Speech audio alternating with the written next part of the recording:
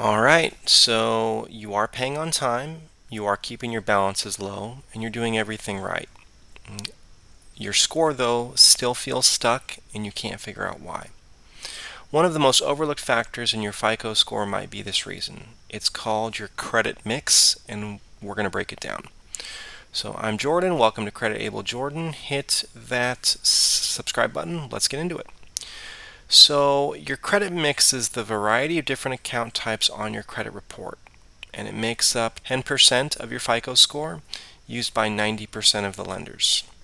For Vantage Score, it's even more, falling under your credit depth, which accounts for 20 to 21%. You have revolving credit, which are accounts with a credit limit that you borrow against, pay down, and borrow again. Credit cards and lines of credit are the most common examples of this. And then you have installment credit, which are accounts with a fixed loan amount and a fixed monthly payment until the balance is paid off. Auto loans, mortgages, student loans, and credit builder loans all fall in this category. So FICO looks at your mix of credit cards, retail accounts, installment loans, finance company accounts, and mortgage loans. But it's not necessary to have one of each.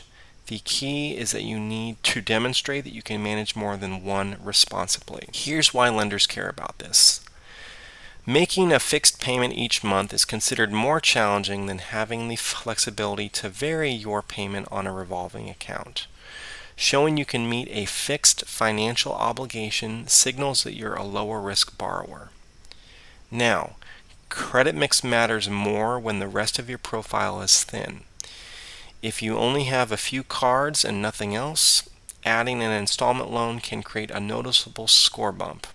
If you already have a mortgage, auto loan, multiple credit cards, and a personal loan, adding yet another account type barely moves that needle.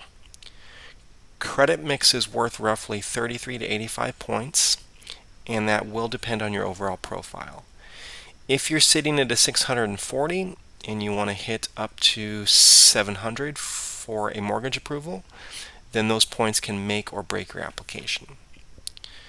So before we get into how to improve your mix, if you are working on building your credit profile and you want a professional plan, then ImproveU.io can help.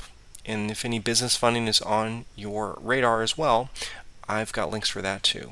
Everything's down below. So here's the most important thing I want you to hear about your credit mix, and FICO says this directly. Do not apply for multiple new credit lines just to improve your mix. Every new application will trigger a hard inquiry, which will temporarily lower your score, and opening more of these accounts in a short period of time will signal financial instability for lenders.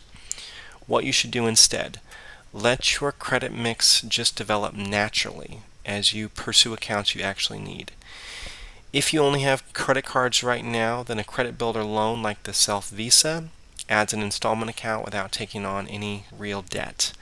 If you're planning to purchase an automobile anyway, that auto loan will improve your mix organically. So here are 3 smart ways to improve your credit mix without hurting your score. 1. Add a credit builder loan.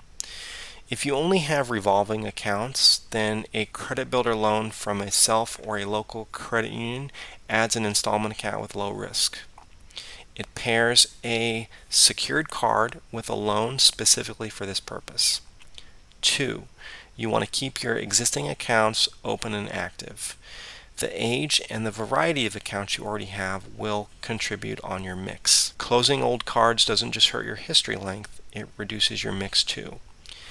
And 3, consider a small personal loan when the time is right.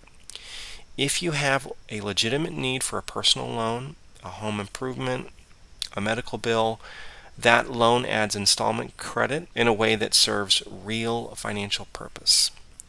So just to wrap up, credit mix is 10% of your FICO score and up to 21% of your Vantage score.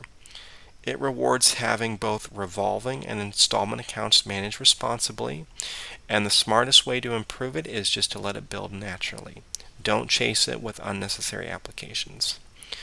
So that wraps up our credit coverage for all 5 of the FICO factors. Across this series, we've touched on payment history, credit use, credit utilization, credit mix, length of history, and new credit. So please subscribe for the next video, and you can always drop a comment or any questions you might have. I'm Jordan. We'll see you in the next video, and please take care. All right, bye-bye.